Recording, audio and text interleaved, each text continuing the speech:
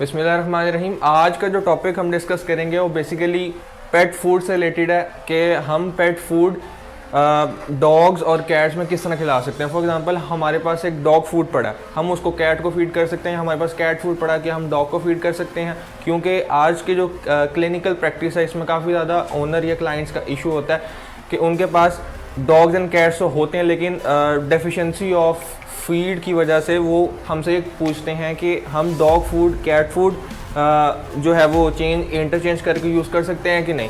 अब बेसिकली हम बात कर लेते हैं कैट्स और डॉग्स की जीआईटी की फिजियोलॉजी की।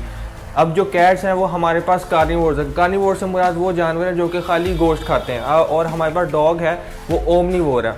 इससे मुराद ये है कि वो फल पौधे भी खा सकते हैं गोश्त के साथ। अब हमारे पास जो कैट डाइट्स हैं बेसिकली उनमें सबसे ज़्यादा जो रिक्वायरमेंट है वो फैट्स की होती है, प्रोटीन्स की होती है और विटामिन्स की होती है, क्योंकि जैसे मैंने आपको वीडियो से पहले बताया कि जो कैट्स हैं वो हमारे पास प्रोटीन बेस्ड डाइट ज़्यादा खाती हैं और ज़्यादातर मीट बेस्ड डाइट जो है वो खाती हैं। इस तरह हम डॉग की बात करें तो उनकी फैट्स की रिक्वायरमेंट और जो प्रोटीन की रिक्वायरमेंट है वो कैट से कम होती है, क्योंकि वो आपके पास ओमनीवोर्स होते हैं। इसी तरह जो कार्बोहाइड्रेट्स है जिसको हम फॉर एग्ज़ाम्पल रोटी है या गंदम है जो कि हमारे पास स्टार्च का सोर्स है, वो हम बेसिकली कैट में इतना प्रेफर नहीं करते, क्योंकि कैट्स की इतनी कार्बोहाइड्रेट की रिक्वायरमेंट नहीं होती। एज़ वेल एज़ हम अगर डॉग की बात करें तो डॉग में काफ़ी ज़्यादा रिक्वायरमेंट होती है कार्बोहाइड्रेट्स की, क्योंकि उनके पास डाइजेस्टिव एंजाइम्स होते हैं जो कार्बोहाइड्रेट पे स्पेसिफिकली वर्क करते हैं और जो है वो उनको मेटाबोलाइज करने में, जिसकी वजह से उनको क्विक सोर्स ऑफ एनर्जी मिलती है डॉग्स को।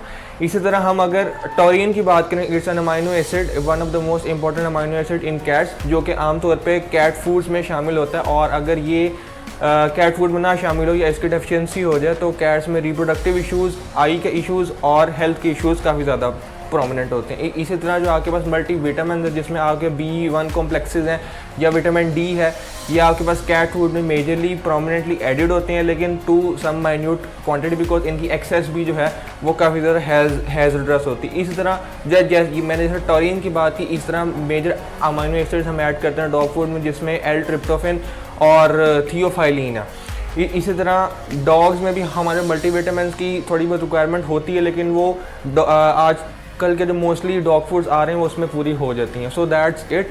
So thank you so much.